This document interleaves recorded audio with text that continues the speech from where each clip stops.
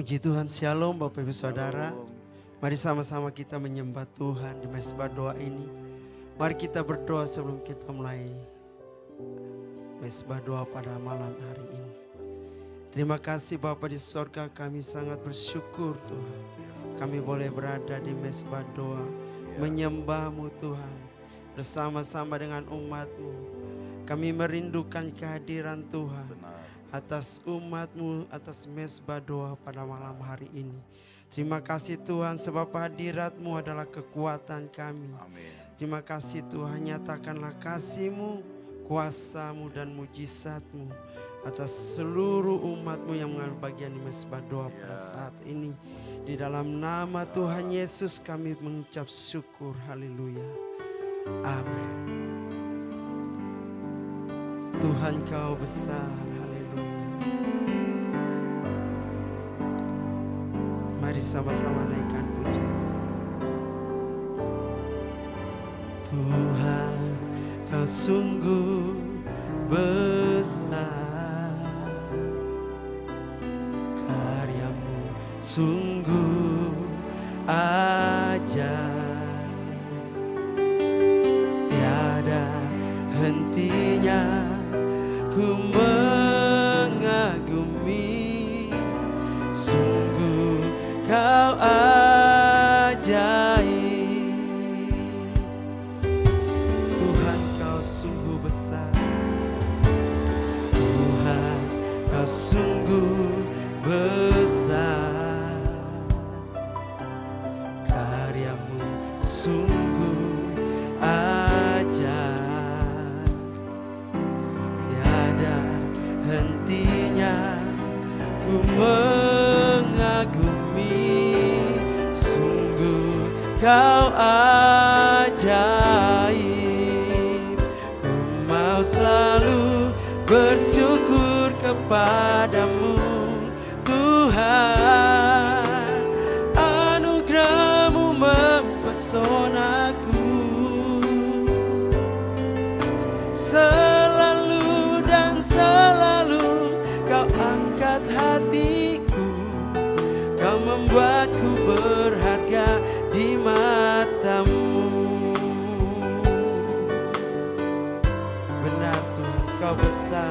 Tuhan, Kau sungguh besar, karya-Mu sungguh ajaib, tiada hentinya ku mengagumi, sungguh Kau ajaib. Ku mau selalu bersyukur kepadamu Tuhan, anugerah-Mu mempesonaku, selalu dan selalu Kau angkat hatiku, Kau membuatku berharga di mata-Mu. Haleluya. Ku mau selalu bersyukur kepadamu Tuhan, anugerah-Mu mempesonaku, selalu dan selalu Kau angkat hatiku, Kau membuatku berharga di mata-Mu. Ku berharga, haleluya.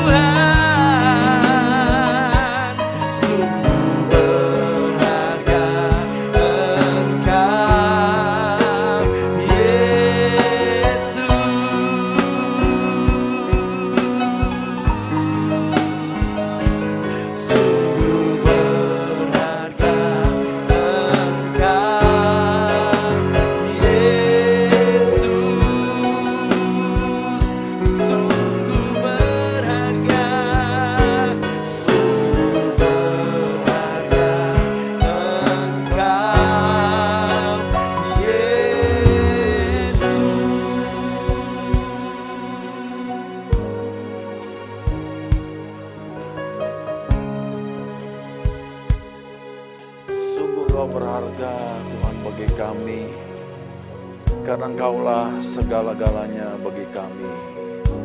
Sejak Engkau memilih kami untuk menerima anugerah keselamatan yang telah Engkau kerjakan dengan sempurna di kayu salib itu, kami terus mau bersyukur dan berterima kasih buat kasih karunia dan anugerah-Mu yang luar biasa itu Tuhan.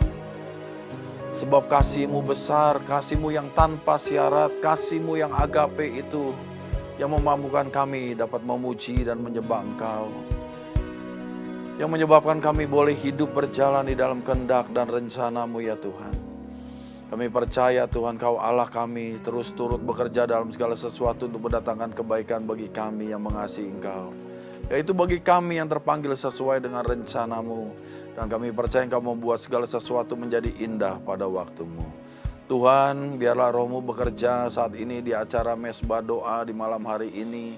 Biarlah Engkau Tuhan menyuburkan tanah hati kami sehingga benih firman-Mu yang akan ditaburkan melalui hamba-Mu ini boleh didengar, boleh dimengerti, dan boleh dapat dilakukan dalam kehidupan setiap kami Tuhan. Terpujilah nama-Mu Bapa, hanya di dalam nama Tuhan Yesus. Haleluya. Amin. Shalom Bapak Ibu. Selamat malam, sampai berjumpa kembali dalam acara mesbah doa di malam hari ini. Kita sudah merasakan hadirat Tuhan ya. Tadi kita sudah memuji dan menyembah Tuhan. Menurut firman Tuhan jelas dikatakan Allah kita adalah Allah yang kudus dan bersemayam di atas pujian umat-Nya. Biarlah kehadiran Tuhan di malam hari ini boleh menjadi berkat buat kita semua. Boleh juga menjadikan kita makin lama menjadi serupa dengan gambaran Tuhan, yaitu menjadi serupa dengan Kristus. Hari ini kita akan belajar tentang inti hidup dari manusia. Nah saudara, saya akan bacakan dari kitab Pengkhotbah pasal 12 ayat yang ke-13. Pengkhotbah pasal 12 ayat yang ke-13, demikianlah firman Tuhan. Akhir kata dari segala yang didengar ialah, takutlah akan Allah dan berpeganglah pada perintah-perintahnya. Karena ini adalah kewajiban setiap orang. Nah saudara, ayat ini ditulis oleh seorang yang bernama Salomo. Nah Salomo ini adalah anak dari Daud yang dilahirkan oleh Batsheba. Dia menjadi raja di Yerusalem ya, dan memerintah selama 40 tahun dengan segala kejayaannya, dengan segala kegemilangannya, dengan segala kemuliaannya. Tetapi di akhir daripada hidupnya dia hanya berkata dua hal ini saudara. Yang pertama adalah takutlah akan Allah. Dan yang kedua adalah berpegang kepada perintah-perintahnya. Dan ini adalah kewajiban daripada setiap orang. Kewajiban itu adalah keharusan. Ya, itu adalah mesti dan kudu dilakukan oleh setiap kita, saudara. Yang masih disebut dengan orang tentunya, saudara ya. Nah saudara yang dikasihi Tuhan, kita hidup di zaman di mana banyak orang berjerih lelah saudara ya. Berusaha mati-matian untuk mengejar banyak hal. Ya. Ada yang mengejar uang, ada yang mengejar harta kekayaan, ada yang mengejar jabatan, ada yang mengejar kekuasaan, popularitas, kenyamanan, bahkan pengakuan dari manusia. Namun pertanyaannya hari ini, apa sebenarnya inti hidup manusia itu? Apa sebenarnya yang menjadi tugas yang utama dari manusia? Nah, Raja Salomo, penulis kitab Pengkhotbah yang tadi kita baca, adalah orang yang pernah memiliki hampir segalanya. Baik itu kekayaan, baik itu hikmat, baik itu kekuasaan, baik itu kesenangan dunia. Semua sudah pernah ia miliki, semuanya pernah ia nikmati, semuanya pernah ia alami dalam hidupnya.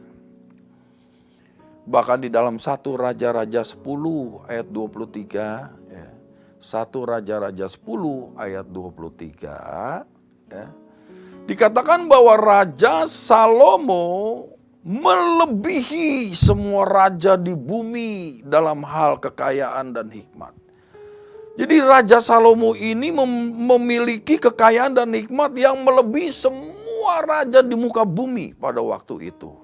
Jadi saudara bisa bayangkan saudara ya, raja ini bukan sekedar raja biasa, tetapi ini raja yang luar biasa pada waktu itu. Bahkan di dalam 1 Raja-Raja 11 ayat 3, saudara, 1 Raja-Raja 11 ayat yang ketiga, dia bukan hanya memiliki kekayaan dan hikmat yang melebihi seluruh raja di bumi. Bahkan dikatakan ia mempunyai 700 istri dari kaum bangsawan, ya, dan 300 gundik atau selir. Nah, istri-istrinya itu menarik hatinya daripada Tuhan. Jadi bayangkan saudara, ya, saya belum pernah mendengar, saya belum pernah melihat saudara ya, ada raja di bumi atau mungkin seorang presiden atau kaisar yang memiliki atau konglomerat yang memiliki 700 istri dan 300 selir saudara. Cuma Raja Salomo satu-satunya saudara ya. Saya menunjukkan ayat ini bukan berarti kita harus meneladani Raja Salomo saudara dalam hal ini ya. Saya tidak menganjurkan saudara ya. Jadi cukup satu istri saja, satu suami saja. Betul ya saudara ya? Karena demikianlah firman Tuhan. Nah, jadi di sini jelas sekali saudara, Raja Salomo itu adalah raja yang saudara ya. Dibandingkan dengan raja-raja yang ada di muka bumi pada waktu itu. Nah, kita lihat saudara sekarang pencapaian Raja Salomo di dalam hidupnya ya. Kita lihat di dalam Pengkhotbah 2 ya ayat 4 sampai dengan ayat 11. Pengkhotbah 2 ayat 4 sampai 11 ya. Aku melakukan pekerjaan-pekerjaan besar. Nah, saudara, jadi Raja Salomo itu saudara melakukan proyek-proyek besar saudara ya. Dia mendirikan bagiku rumah-rumah. Jadi banyak rumah saudara dia sudah dirikan. Mungkin dia menjadi kontraktor besar saudara ya. Dia bisa menjadi developer saudara. Ya, dia membangun real estate saudara ya di mana-mana gitu ya. Kemudian dia menanami bagiku kebun-kebun, bukan kebun anggur doang saudara, tapi banyak kebun anggur saudara ya. Dia bukan hanya bergerak di dalam pembangunan, tetapi dia juga bergerak di dalam perkebunan, saudara, di sini. Ya. Aku mengusahakan bagiku kebun-kebun dan taman-taman, saudara. Bukan hanya kebun, tapi taman-taman juga, saudara. Landscaping dia bangun, saudara. Dan menanaminya dengan rupa-rupa pohon, buah-buahan, ya. Nah, di sini juga di dalam perkebunan saudara kita lihat lagi, aku menggali bagiku kolam-kolam, banyak kolam saudara dia gali saudara ya. Dia bergerak di bidang perairan juga saudara, untuk mengairi dari situ tanaman pohon muda. Aku membeli budak laki-laki dan perempuan. Waduh saudara, dia punya banyak pegawai saudara ya. Luar biasa, human resources-nya begitu banyak. Dan ada budak-budak yang lahir di rumahku. Aku mempunyai juga banyak sapi dan kambing domba, melebihi siapapun yang pernah hidup di Yerusalem sebelum aku. Dia juga bukan hanya di perkebunan, bukan hanya di pembangunan, bukan hanya di perairan, tapi juga dia saudara ya berusaha di bidang peternakan saudara di sini ya. Ayat yang ke-8, aku mengumpulkan bagiku juga perak dan emas, harta benda raja-raja dan daerah-daerah. Waduh saudara, harta kekayaannya berlimpah ruah saudara ya. Aku mencari bagiku biduan-biduan dan biduanita. Wah saudara, dia banyak saudara penghibur-penghiburnya saudara ya. Dan yang menyenangkan anak-anak manusia yaitu banyak gundik saudara. Kita tahu gundiknya ada 300 saudara ya. Dengan demikian aku menjadi besar, bahkan lebih besar daripada siapapun yang pernah hidup di Yerusalem sebelum aku. Dalam pada itu hikmatku tetap tinggal padaku. Karena dia tetap, saudara, diberikan karunia hikmat oleh Tuhan yang luar biasa. Bahkan ratu dari negeri Seba, ribuan kilometer datang hanya untuk menyaksikan, saudara, hikmat daripada Raja Salomo. Aku tidak merintangi mataku dari apapun yang dikendakinya. Jadi apa yang dia lihat, yang dia mau, dia bisa dapatkan semuanya. Sebab hatiku bersuka cita karena segala jerih payahku. Itulah buah segala jerih payahku.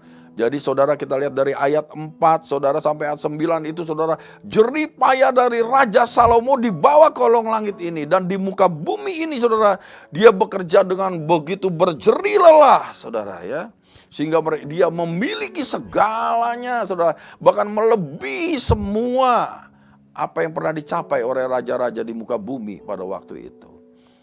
Ayat yang ke-11, ketika aku meneliti, ya, aku menguji, aku mempelajari segala pekerjaan yang telah dilakukan tanganku, dan segala usaha yang telah kulakukan untuk itu dengan jerih payah atau jerih lelah. Lihatlah, segala sesuatu adalah kesia-siaan dan usaha menjaring angin. Memang tak ada keuntungan di bawah matahari. Ya, nah ini saudara bisa lihat pencapaian Raja Salomo yang luar biasa, saudara. Tetapi ingat, setelah ia mencoba semuanya itu, saudara, ia sampai pada satu kesimpulan akhir di dalam hidupnya.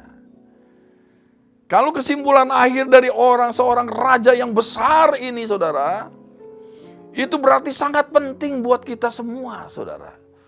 Karena kita tidak perlu lagi banyak berjerih lelah. Kita tidak perlu lagi bersusah payah. Kita tidak perlu lagi mengalami berbagai macam penderitaan dalam hidup kita. Tetapi saudara, kita bisa melihat kesimpulan dari seorang raja yang luar biasa ini. Hanya ada dua hal, saudara, di akhir hidupnya dia mengatakan, hal ini yang menjadi kewajiban setiap orang, yang menjadi kewajiban saudara dan saya, saudara. Yaitu yang pertama, takutlah akan Allah. Dan yang kedua adalah berpeganglah pada perintah-perintahnya. Jadi hanya dua hal ini, saudara, ya, intisari daripada kehidupan. Ini adalah inti dari kehidupan semua orang. Mau siapapun mereka adanya. Mau dia seorang raja, mau dia seorang presiden, mau dia seorang rakyat jelata, mau dia orang kaya, mau dia orang miskin, mau dia orang rohaniwan, maupun jemaat biasa. Tetapi di akhir hidupnya, saudara, hanya dua hal ini ternyata, saudara, yang mengendalikan kehidupan manusia. Dan kedua hal inilah yang menjadi kewajiban setiap orang untuk dilaksanakan, yaitu takutlah akan Allah. Dan yang kedua, berpeganglah pada perintah-perintah Tuhan. Nah, kita akan belajar dari Pengkhotbah 12 ayat 13 ini, ada 3 kebenaran penting yang akan saya bagikan di tempat ini. Ya. 3 kebenaran penting itu, yang pertama adalah takut akan Allah adalah dasar atau pondasi kehidupan kita. Jadi takut akan Allah itu adalah dasar atau pondasi yang membangun kehidupan seseorang. Dikatakan takutlah akan Allah. Takut di sini bukan berarti takut seperti kita mau menghadapi di pengadilan gitu ya, menghadapi tuntutan hakim atau jaksa gitu, saudara, ya. Bukan seperti ketakutan kita kalau melihat penjahat gitu, saudara, ya. Bukan ketakutan kalau kita mau menghadapi penganiayaan dan segala macam, bukan itu maksudnya. Di dalam Alkitab, ya, takut akan Allah itu berarti yang pertama menghormati Tuhan. Ya, menghormati Tuhan itu saudara, ya kita tadi sudah salah satunya adalah kita memuji, menyembah Tuhan saudara ya, menjaga agar nama Tuhan tidak cemar saudara, tetapi biarlah nama Tuhan terus bisa dipermuliakan melalui kehidupan kita. Menghormati Tuhan tidak menyebut nama Tuhan dengan sia-sia saudara ya, atau sembarangan. Menghormati Tuhan saudara ya, kita tidak mau saudara ya untuk melukai hati Tuhan. Menghormati Tuhan berarti kita saudara ya juga menempatkan Tuhan di atas segala-galanya di dalam kehidupan kita. Memprioritaskan Dia di atas segala-galanya saudara ya. Dan juga menyadari bahwa Tuhan itu melihat hidup kita. Karena Tuhan itu maha hadir. Tuhan itu maha melihat. Tuhan itu maha mendengar. Tuhan itu pun maha kuasa. Oleh karena itu biarlah kita hidup takut akan Tuhan. Saudara. Hidup akan Tuhan itu berarti menjauhi segala kejahatan. Karena tidak ingin kita melukai perasaan Tuhan. Saudara. Ya. Karena menghormati Tuhan, hidup takut akan Tuhan itu adalah hidup yang mengasihi Tuhan. Saudara, ya. Nah seorang hamba Tuhan yaitu A.W. Tozer dia berkata, the fear of God is not a scared fear. It is a reverent fear that bows before the holiness of God. Takut akan Tuhan bukanlah ketakutan yang mencekam. Yaitu bukan ketakutan seperti horor gitu saudara ya. Ketakutan yang mengerikan, bukan saudara. Itu adalah rasa hormat yang penuh kekaguman, yang tunduk di hadapan kekudusan Allah saudara. Itu adalah takut akan Tuhan. Ya. Nah di dalam Amsal 9 ayat 10, Amsal pasal 9 ayat 10 dikatakan bahwa ya, permulaan hikmat adalah takut akan Tuhan. Jadi permulaan hikmat itu adalah takut akan Tuhan. Apa sih sebetulnya hikmat itu? Hikmat itu adalah ya informasi yang kita terima, kemudian kita pahami dan kita mengerti, kemudian kita lakukan, kita aplikasikan dalam kehidupan sehari-hari, saudara, untuk menjalani hidup ini dan untuk mengatasi segala macam persoalan yang terjadi dalam hidup kita. Ya. Nah banyak orang pintar tetapi tidak bijaksana. Betul ya, banyak kan ya orang pintar di seluruh dunia ini. Bahkan orang-orang jenius saudara ya di seluruh dunia ini. Banyak pakar-pakar gitu ya di seluruh dunia ini. Tetapi hidupnya tidak bijaksana. Ya. Banyak malah yang bukan bijaksana tetapi bijak sini hidupnya. Ya. Karena mementingkan diri sendiri saudara ya. Banyak orang sukses tetapi kehilangan damai sejahtera. Betul ya? Banyak orang yang sukses di dalam profesinya, dalam pekerjaannya, di dalam bisnisnya saudara. Tetapi banyak yang kehilangan damai sejahtera. Banyak yang menjadi stres, banyak yang depresi, bahkan banyak yang bunuh diri. Walaupun mereka sukses, kita udah melihat artis-artis, saudara, pengusaha-pengusaha, konglomerat, saudara ya, bahkan orang-orang penting, saudara. Ya. Mengapa? Nah, mengapa? Karena hidup tanpa takut akan Tuhan, akhirnya sia-sia. Sekali lagi, hidup tanpa Tuhan, tanpa takut akan Tuhan, akan berakhir dengan sia-sia. Ya. Nah, bagaimana ciri orang yang takut akan Tuhan? Ya. Ciri orang yang takut akan Tuhan yang pertama, tetap jujur meski tidak diawasi. Ya. Jadi mau di depan orang, mau di depan pemimpin, mau di depan orang yang kita kasihi sekalipun, ya, tetap jujur meski di belakang orang tersebut, meskipun tidak terlihat oleh mereka semua. Ya. Jadi tetap jujur mau di depan orang maupun tidak terlihat oleh orang. Ciri orang yang takut akan Tuhan adalah tetap setia meskipun sulit. Ya. Tetap setia, saudara ya, meskipun sulit. Amin. Banyak orang saat-saat ini yang tidak setia. Meninggalkan suaminya, meninggalkan istrinya, meninggalkan anak-anaknya, saudara, di saat yang sulit. Padahal pada waktu ada uang, abang disayang. Tidak ada uang, abang Saya berharap tidak seperti itu ya saudara ya. Tetap setia meskipun sulit. Itulah ciri orang yang takut akan Tuhan. Tetap setia kepada Tuhan meskipun sulit. Jangan meninggalkan Tuhan karena kesulitan. Jangan menyalahkan Tuhan, jangan ya kecewa dengan Tuhan, jangan marah kepada Tuhan, saudara, meskipun sulit. Ciri orang yang takut akan Tuhan yang ketiga adalah tetap rendah hati saat berhasil. Banyak orang pada waktu belum berhasil, pada waktu hidupnya susah, saudara, pada waktu ada di bawah, saudara ya, rendah hati. Tetapi pada waktu dia sukses, dia berhasil, dia menjadi orang kaya, punya jabatan yang tinggi, saudara, punya, saudara ya, kekuasaan yang besar, maka berubah menjadi tinggi hati, menjadi sombong, menjadi congkak. Padahal firman Tuhan katakan setiap orang yang meninggikan diri akan direndahkan. Orang yang congkak akan dihancurkan oleh Tuhan. Betul ya saudara ya. Malah firman Tuhan berkata barang siapa mau menjadi besar dia harus menjadi hamba. Betul ya. Nah saudara, yang keempat ciri orang yang takut akan Tuhan adalah tetap percaya saat keadaan buruk. Banyak orang percaya saudara pada waktu keadaannya baik, pada waktu semuanya oke, semuanya fine gitu ya.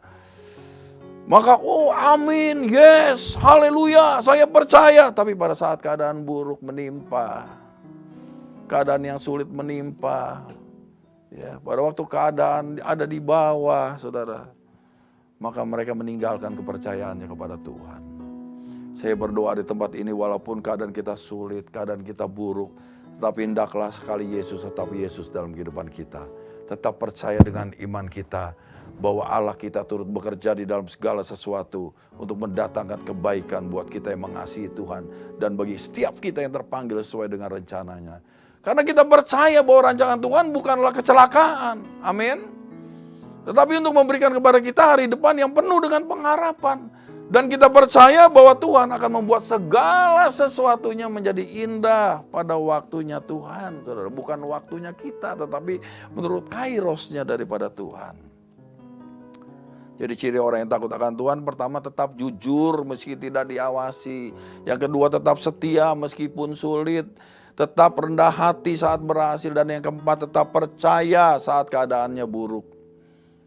Takut akan Tuhan membuat hidup kita memiliki arah. Ya, jadi ingat, kalau kita mau memiliki arah hidup kita, maka takutlah akan Tuhan. Amin. Nah, yang kedua, saudara, takut akan Tuhan itu adalah ketaatan kepada firman Tuhan. Adalah bukti kasih. Ya, berpegang kepada perintah-perintahnya itu adalah ketaatan kepada firman Tuhan yang adalah bukti kita mengasihi Tuhan. Ya, di situ dikatakan dan berpeganglah pada perintah-perintahnya. Iman Kristen kita bukan hanya tentang datang ke gereja, saudara. Kepercayaan kita, saudara, bukan hanya tentang datang ke gereja. Terus dibilang, karena dia rajin ke gereja disebut dia orang beriman gitu ya. Belum tentu, saudara. Bukan hanya tahu tentang banyak ayat Alkitab, saudara ya. Bukan itu juga, saudara.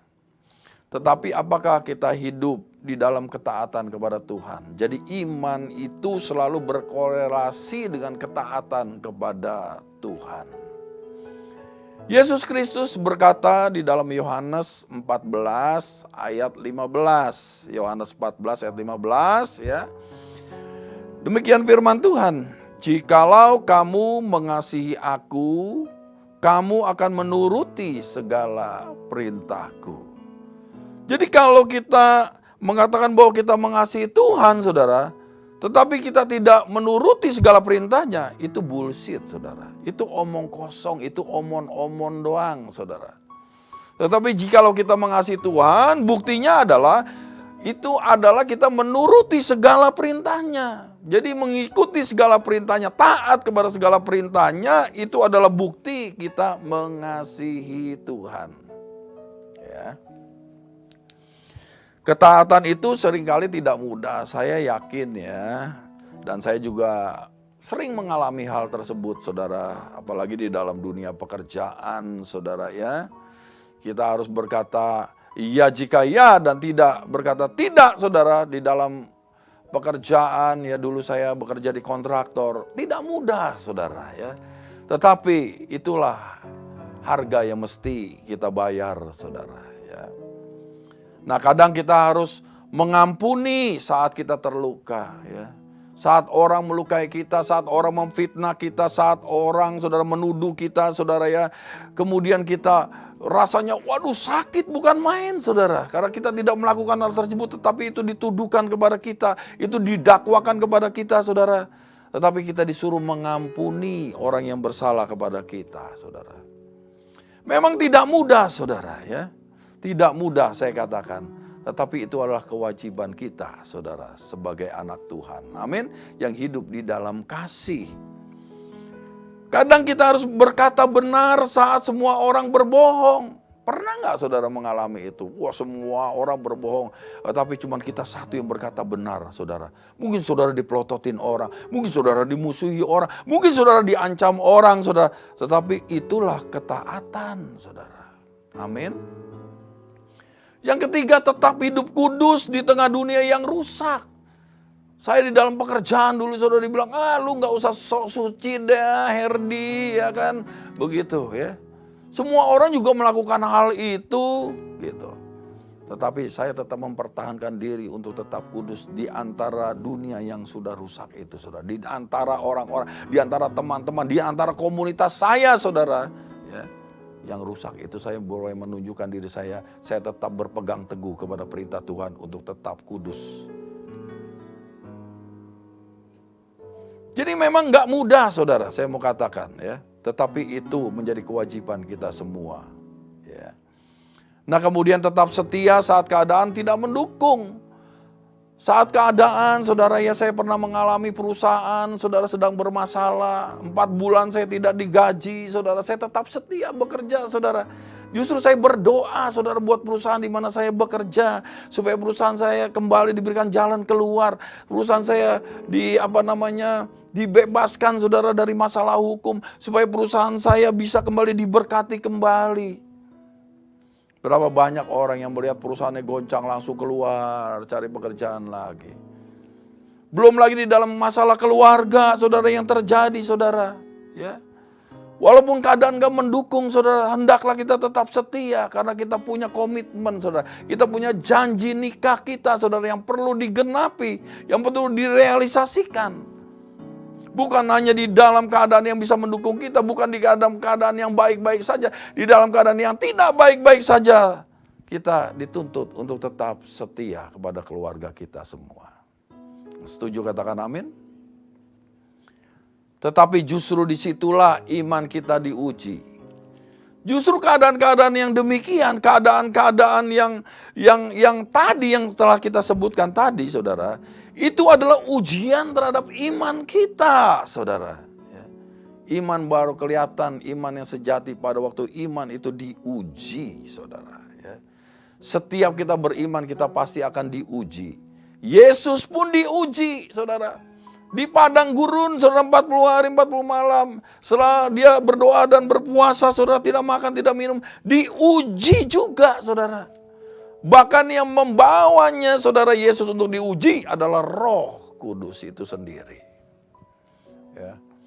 Jadi saudara, iman kita perlu diuji supaya kelihatan iman yang benar dan yang sesungguhnya, saudara. Ya. Tuhan itu nggak mencari manusia yang sempurna, betul ya, karena kita semua masih belum sempurna semua, saudara ya. Semua kita, saya percaya bahwa kita masih juga sering ya atau pernah berbuat dosa, betul ya saudara ya. Tetapi Tuhan kan sudah memberikan kasih karunia-Nya, saudara ya. Bahwa di dalam 1 Yohanes 1 ayat 9, jikalau kamu mengaku dosamu, maka Allah kita setia dan adil. Ia akan mengampuni segala dosamu dan menyucikan kamu dari segala kejahatan. Puji Tuhan, saudara, Dia menjanjikan pengampunan buat kita semua yang mau jujur, yang mau mengaku, yang mau bertobat di hadapan Tuhan. Bisa katakan amin? Ya. Bahkan dikatakan bahwa walaupun dosamu merah seperti kirmizi, ya, maka akan menjadi putih seperti salju. Walaupun merah seperti kain kesumba, akan kubuat menjadi putih seperti bulu domba. Luar biasa Allah kita, terima kasih buat pengampunan yang Kau berikan buat kami orang yang berdosa ya Tuhan. Jadi Tuhan itu hanya mencari hati yang mau taat. Karena Allah melihat hati.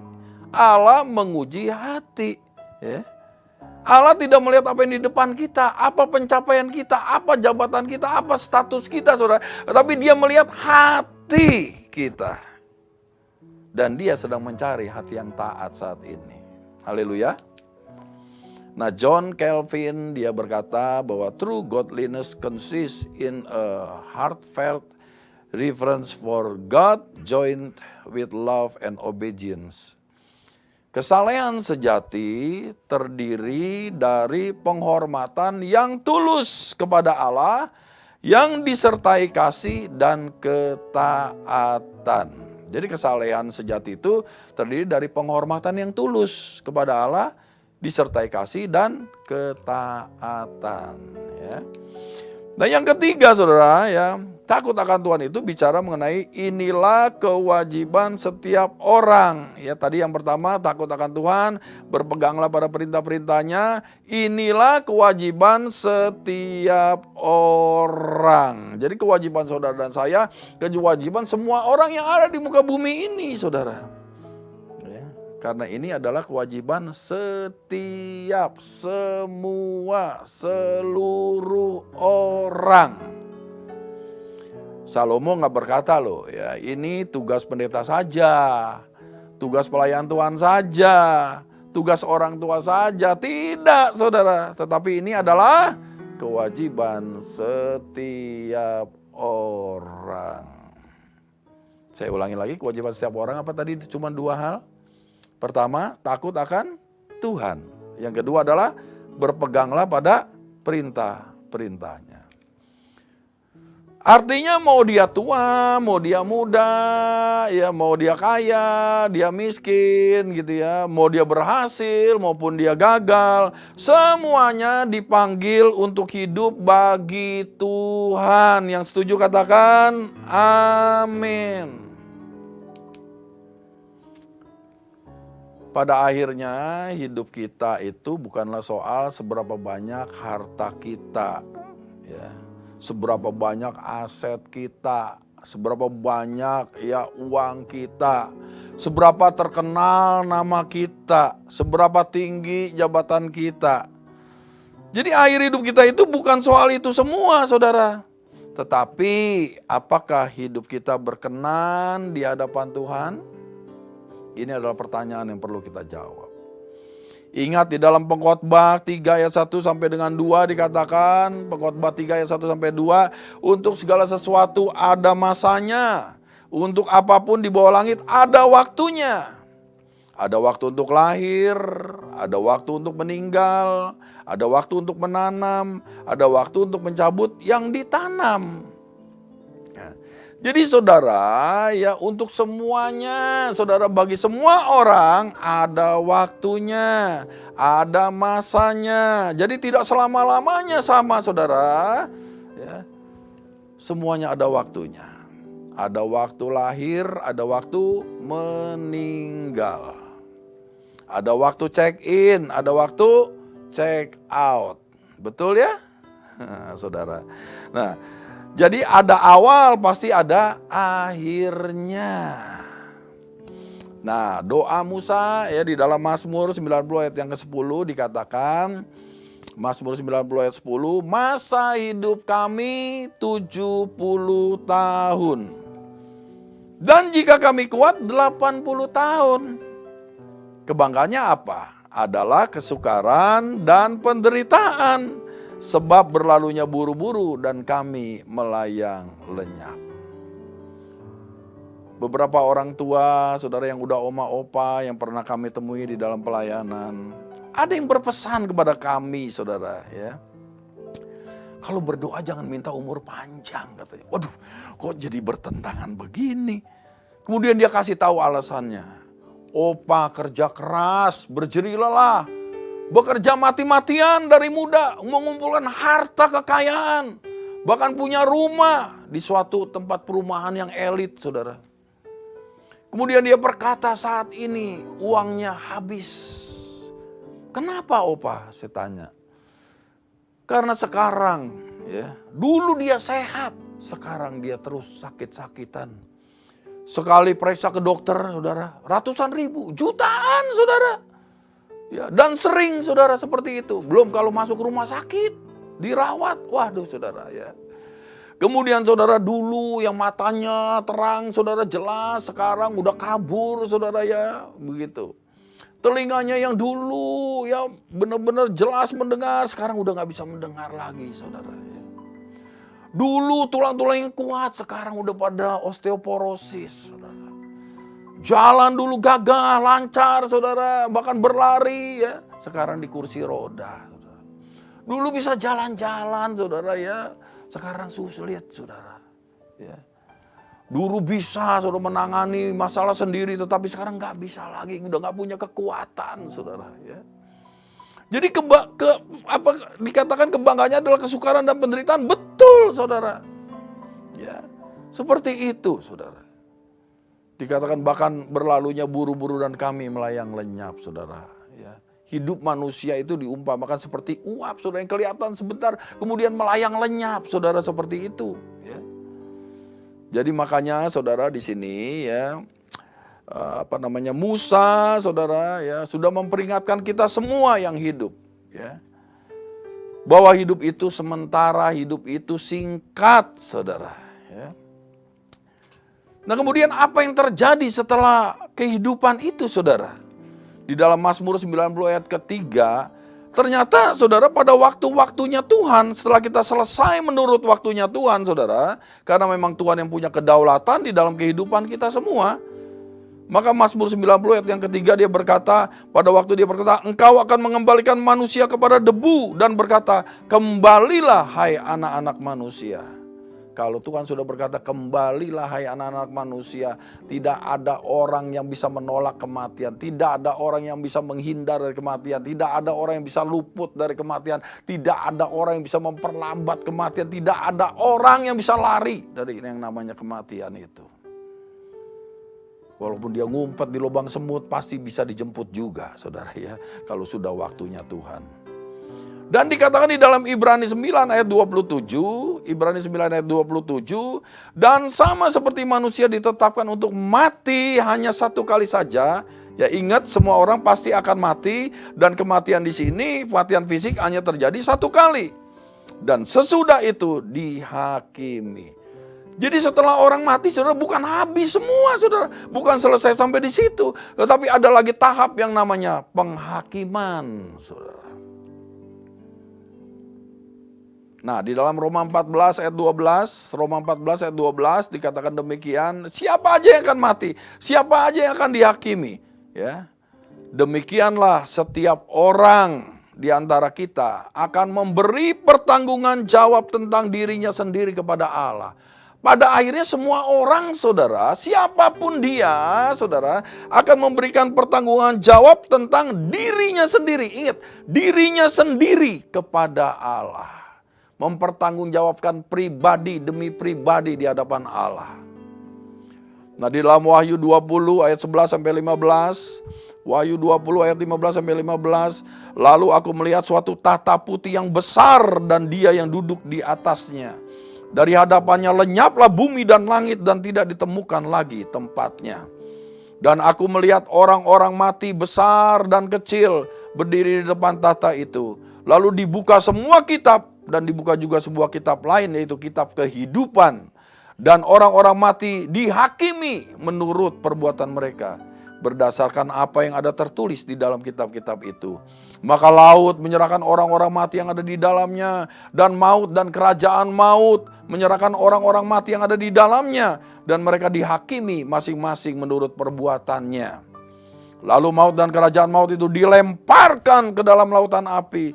Itulah kematian yang kedua, lautan api. Dan setiap orang yang namanya tidak ditemukan, namanya tertulis di dalam kitab kehidupan itu, ia akan dilemparkan ke dalam lautan api itu. Ingat saudara di sini, bahwa umur manusia, saudara, ya hidup manusia dibatasi oleh yang namanya waktu atau umur atau usia.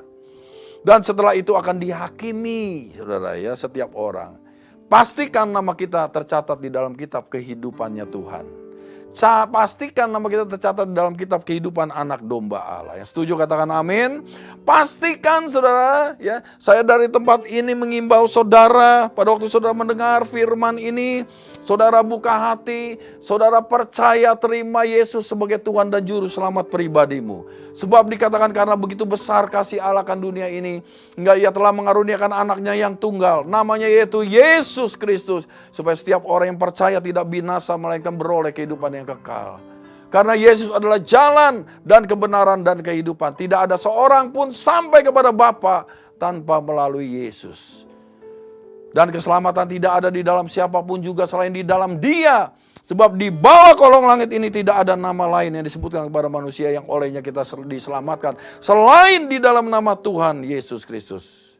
Pada waktu saudara mendengar firman ini, bukalah hati saudara untuk terima Dia sebagai Tuhan dan Juru Selamat pribadimu.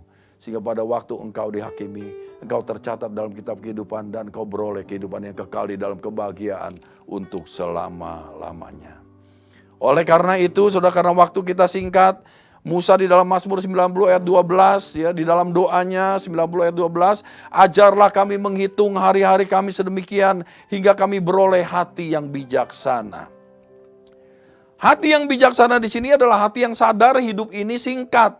Hati yang takut akan Tuhan dan menggunakan setiap hari untuk hidup sesuai kehendaknya. Itulah hati yang bijaksana.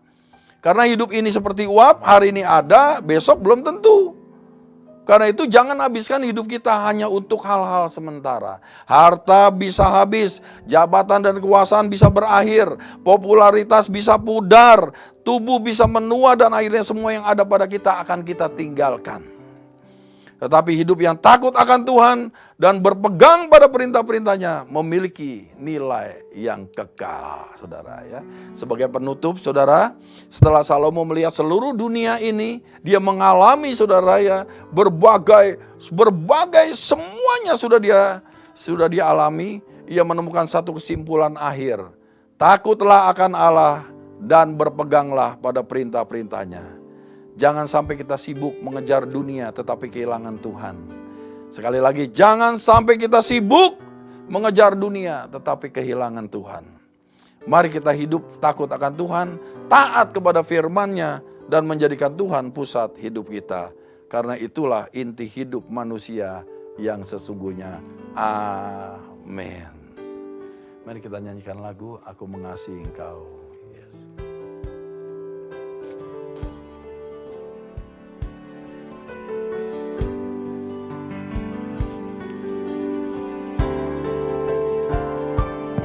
Aku mengasihi